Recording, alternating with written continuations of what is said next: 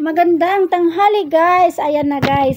Ito na yung mga bawal guys na gagawin natin upang madali naman tayong mamonetize sa Reels. O diba guys? Ito yung natuklasan kong 5 bawal guys. Una ay ang text montages. Ang pangalawa guys ay looping videos. Pangatlo naman ay slideshows image. Ang pang-apat ay static image, pulse, at ang pang-5 naman ay static videos. Isa-isahin ko papaliwanag guys na ang text montages guys, isa itong image na nilagyan lang natin ng text or quotes or message, yung parang text, o diba guys? Yun, bawal din yun guys.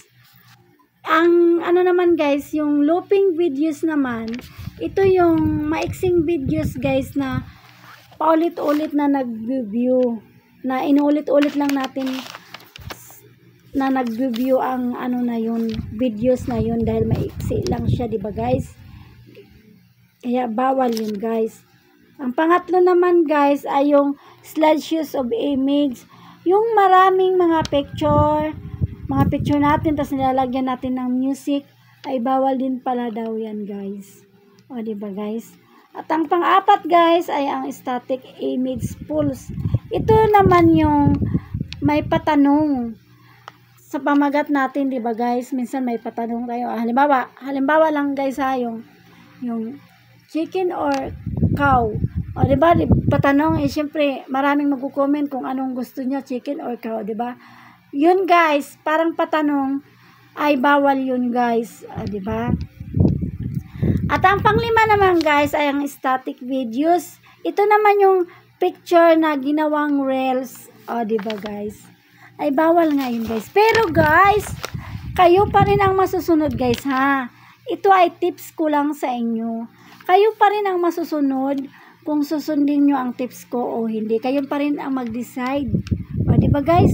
Kasi sino ba naman ang ayaw sa music? Diba maganda ang video pag may music, ang mga picture natin maganda, tapos lagyan natin ng music. O, sino naman ang ayaw niyan? Maganda, diba?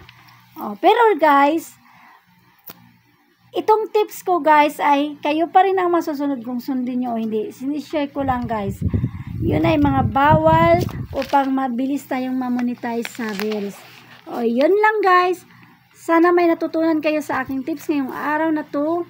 Ang hindi pa naka-follow, follow me guys for more updates. At saka, paki-follow nyo guys ang aking YT channel. Subscribe nyo ako guys dahil nag-share ako ng aking mga tips, mga ideas guys.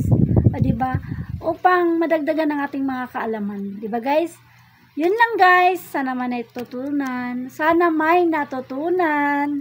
Magandang tanghali guys sa inyong lahat. I love you all.